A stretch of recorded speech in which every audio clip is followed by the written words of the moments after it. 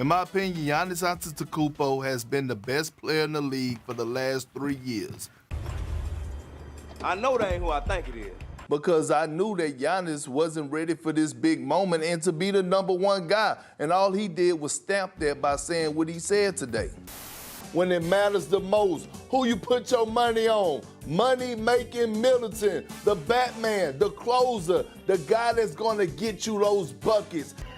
It won't let you remember. Sorry.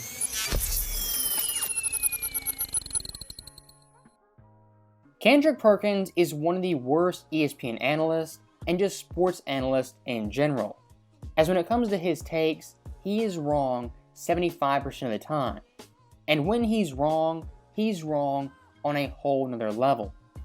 As when it comes to his takes, he'll go to extreme lengths to make very minor points. Exhibit A, calling Giannis a Robin to Chris Middleton's Batman. Saying that is a very hyperbolic statement and goes to the nth degree to polarize the conversation. When in reality, there's a really good argument for Middleton being the better late game closer and late game shot maker compared to Giannis. I'm not saying I agree with it, but at the end of the day, Middleton, he's a better shooter, and Giannis still is the better player and the quote-unquote Batman. And the crazy thing about Perkins is when he's proven wrong, which is nearly always, he acts like nothing happened and the audience had their mind wiped by Will Smith. As in that intro at the very beginning, you saw Perkins saying Giannis was the best player for the past 3 seasons. If this was any analyst but Kendrick Perkins, I could buy it. But for Perkins, he was by far the biggest detractor of Giannis at ESPN. And to bring the receipts, on December 3rd, 2020, he said Giannis wasn't the best player, and his comments saying he wasn't the best further prove he isn't number one. Looking at July 15th, 2021, after Game 4 of the NBA Finals, he was still saying Giannis was the Robin on his own team, and later the next season, on September 7th, he said Kevin Durant had dethroned LeBron James as the best player in the NBA. Kendrick Perkins is a very unique case of being wrong at every angle. He was wrong in the initial moment, he was wrong when he doubled down, and he's also wrong months later when he backtracks, contradicts himself, and acts like nothing happened.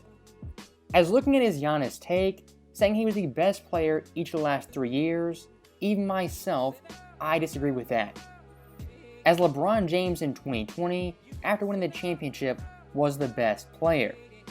Looking at his stats from the season, he averaged 25, 10, and 8, led the NBA in assists, and had the Lakers as the number 1 seed in the Western Conference.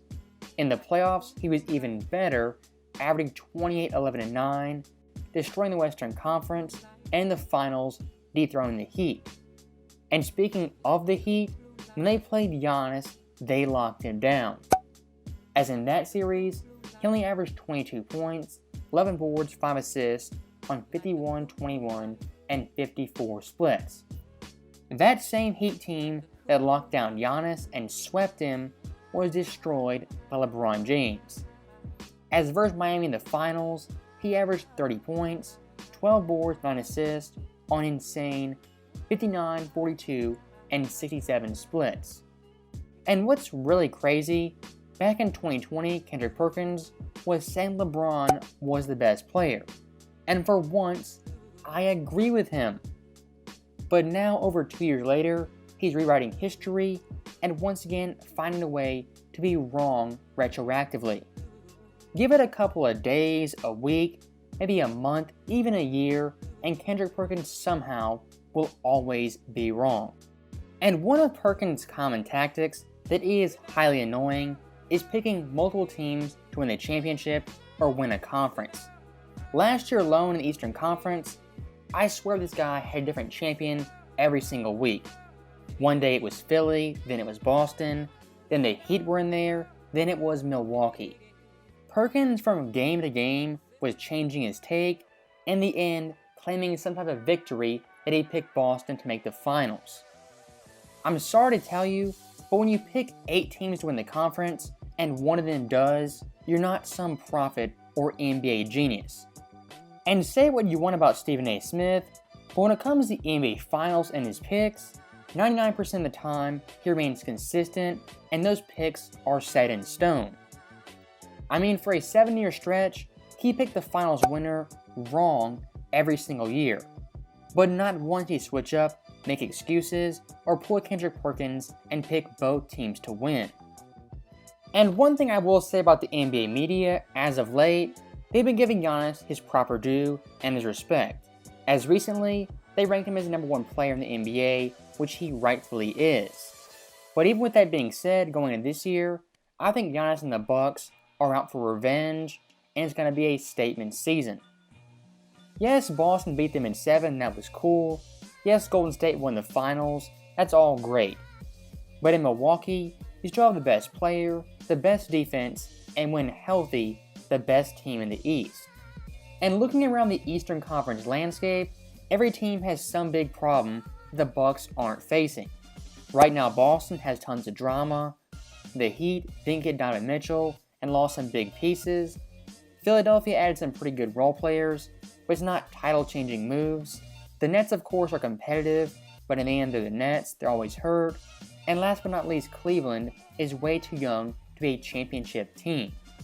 And looking at Giannis individually, right now, he is not the MVP favorite, but once again, I expect him to be at minimum top 3. And if he doesn't win MVP, he's definitely running for Defensive Player of the Year, which honestly, he should have won last year. Now, the overall point of this video wasn't really to expose Kendrick Perkins. We all know he's terrible. This video really is a warning to make you guys pay attention to the hot takes and hold Perkins and ESPN accountable. As this past summer, we were busy with tons of videos and cold takes from the previous year that aged like milk.